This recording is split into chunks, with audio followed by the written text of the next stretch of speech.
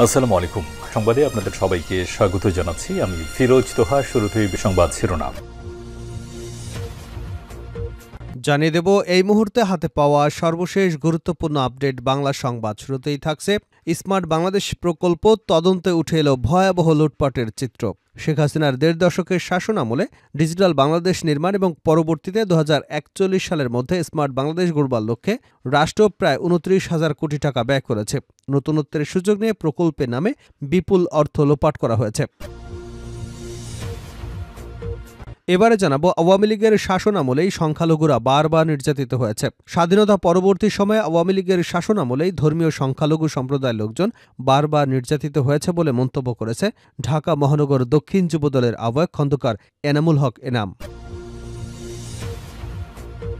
জানাবো, বিশ্বাসের ঘরে আগুন লাগানোর জন্য ষড়যন্ত্র হচ্ছে। বিএনপি চেয়ারপারসনের উপদেষ্টা জয়নুল আবেদিন ফারুক বলেছেন, ডক্টর ইউনূস আপনাকে আমরা এখনো বিশ্বাস করি। বিশ্বাসের ঘরে আগুন লাগার জন্য ষড়যন্ত্র হচ্ছে। সকল ষড়যন্ত্র প্রতিহত করতে হবে। ডক্টর ইউনূসকে বলবো, আপনি ২০২৫ না ২৬ নির্বাচনের নির্দিষ্ট রোডম্যাপ ঘোষণা করুন। দেশের বিরুদ্ধে সকল ষড়যন্ত্র প্রতিহত করতে হলে একটি নির্বাচিত সরকার গঠন করা জরুরি। এদিকে টিউলিপের বিরুদ্ধে অর্থ আত্মসাতের অভিযোগ যা বলছে যুক্তরাজ্য। বাংলাদেশের থেকে ৫৯,০০০ কোটি টাকা আত্মসাতের অভিযোগে তদন্তে পরিবারের অন্য সদস্যদের সঙ্গে নাম এসেছে ব্রিটিশ রাজনীতিবিদ এবং মন্ত্রী টিউলিপ সিদ্দিকের। বাংলাদেশের দুর্নীতি দমন কমিশন এ তদন্ত পরিচালনা করছে। এবারে থাকছে বিএনপি কর্মীকে কুপিয়ে জখম, আওয়ামী লীগের ১১ নেতার বাড়িতে আগুন। নির্বাচনী বিরোধ এবং খাসজমি দখলকে কেন্দ্র করে বিএনপির অঙ্গ সংগঠন স্বেচ্ছাসেবক দলে তারিকুল ইসলাম শেখ নামের এক কর্মীকে কুপিয়ে জখম করেছে স্থানীয় আওয়ামী লীগ সহ সহযোগী সংগঠনের নেতাকর্মীরা। এ ঘটনার জেরে তারিকুলের স্বজনরা সহ দলীয় নেতাকর্মীরা হামলাকারী আওয়ামী লীগের ১১ নেতাকর্মীর অন্তত ৩৫টি বাড়িঘরে আগুন দিয়েছে। এবং সর্বশেষ জানাবো আন্তর্জাতিক সংবাদ। ফিলিস্তিন স্বীকৃতি ছাড়া ইসরায়েলের সঙ্গে সম্পর্ক নয় সৌদি। মধ্যপ্রাচ্যের রাজনীতিতে নতুন মাত্রা যোগ করতে সৌদি আরব তার অবস্থান কঠোরভাবে অনড় করেছে। ইসরায়েলের সঙ্গে সম্পর্ক স্বাভাবিক করবার যেকোনো চুক্তির পূর্বশর্ত হিসেবে ফিলিস্তিন রাষ্ট্রের স্বীকৃতির দাবি জানিয়েছে সৌদি যুবরাজ মোহাম্মদ বিন সালমান। এ বিষয়ে মার্কিন পররাষ্ট্রমন্ত্রী অ্যান্টনি ব্লিংকেন সম্প্রতি নিশ্চিত করেছেন। এতক্ষণ শিরোনাম শুনছিলেন, এবার বিস্তারিত। প্রিয় দর্শক, আপনি যদি এই চ্যানেলে নতুন হয়ে থাকেন, ভিডিওটি দেখতে দেখতে চ্যানেলটি সাবস্ক্রাইব করে আমাদের সঙ্গে থাকুন।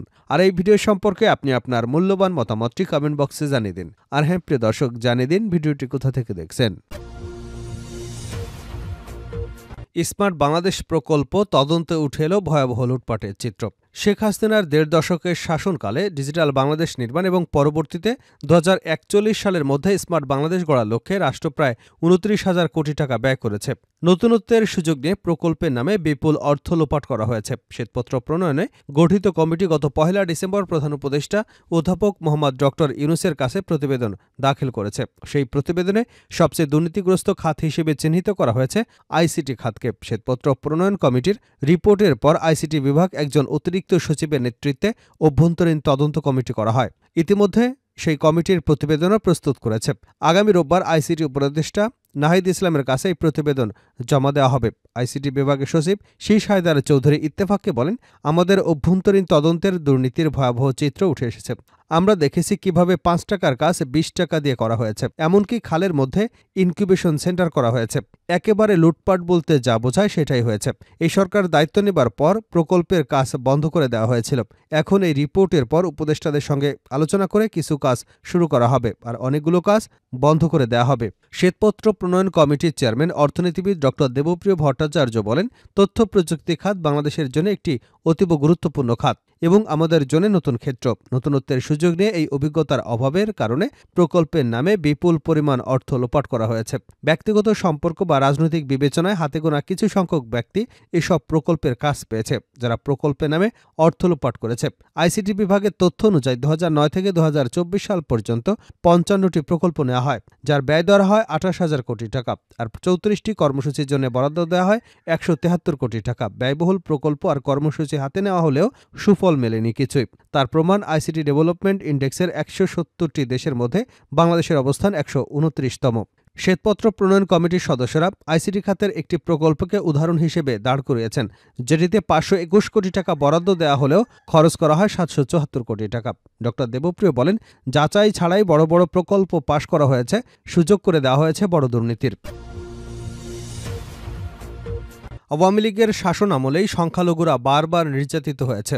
স্বাধীনতা পরবর্তী সময়ে বাংলাদেশের আমলেই ধর্মীয় সংখ্যালঘু সম্প্রদায়ের লোকজন বারবার নির্যাতিত হয়েছে, এমনটাই মন্তব্য করেছেন ঢাকা মহানগর দক্ষিণ যুবদলের আহ্বায়ক খন্দকার এনামুল হক ইনাম। বৃহস্পতিবার রাজধানীর চকবাজারস্থ ইসলামবাগের থানাধীন 29 নম্বর ওয়ার্ড যুবদলের কর্মী সভায় প্রধান অতিথির বক্তব্যে এ মন্তব্য করেন তিনি। খন্দকার এনাম বলেন, স্বাধীনতা পরবর্তী সময়ে আওয়ামী লীগের শাসন আমলে হিন্দু সম্প্রদায়ের লোকজন তাদের বসতবাড়ি, ব্যবসা প্রতিষ্ঠান হারিয়েছেন। আওয়ামী লীগের দখল দ্বারা ধর্মীয় সংখ্যালঘুদের বাড়িঘর দখল করেছে।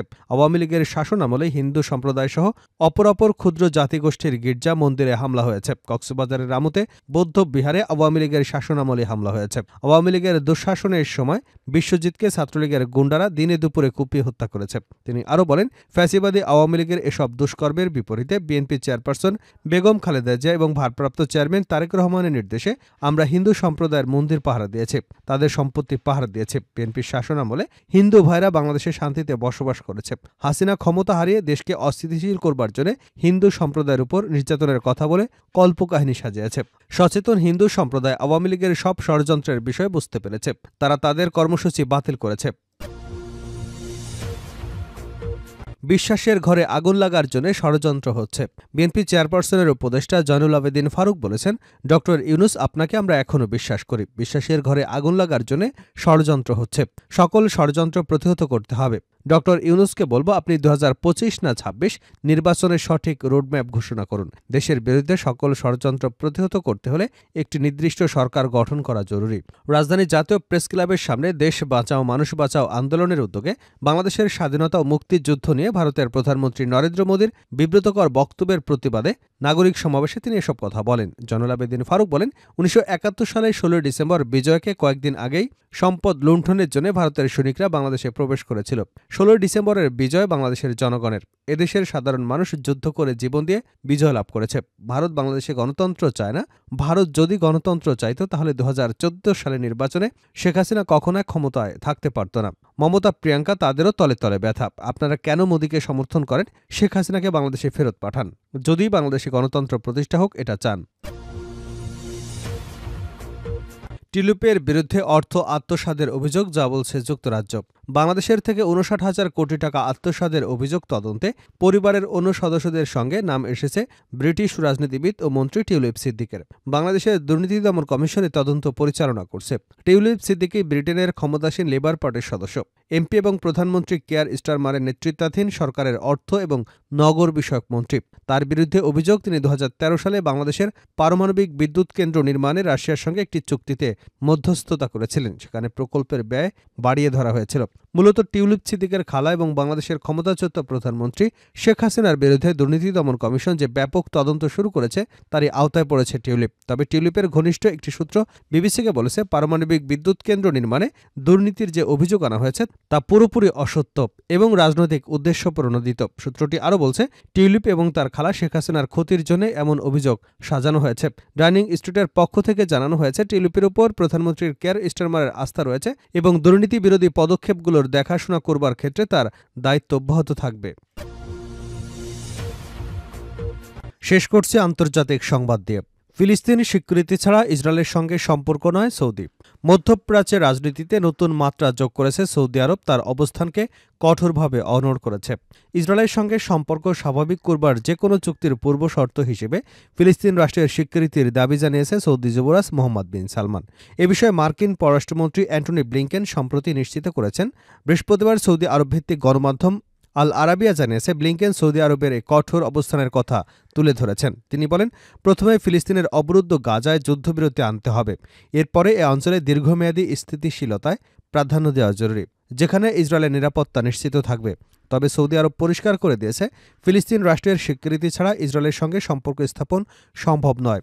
যুবরাজ মোহাম্মদ বিন সালমানের এই শর্ত মধ্যপ্রাচ্যের ভবিষ্যৎ সম্পর্ক এবং কূটনীতিতে বড় প্রভাব ফেলতে পারে বলে মনে করছেন বিশ্লেষকরা। এর আগে 2017 সালে মার্কিন প্রেসিডেন্ট ডোনাল্ড ট্রাম্পের নেতৃত্বে আব্রাহাম আর্ক চুক্তির মাধ্যমে সংযুক্ত আরব আমিরাত, বাহরাইন, মরক্কো, সুদানের সঙ্গে ইসরায়েলের কূটনৈতিক সম্পর্ক স্থাপিত হয়। তবে সৌদি আরব শুরু থেকেই এ প্রক্রিয়ায় ফিলিস্তিনি ইস্যুকে সামনে এনেছে।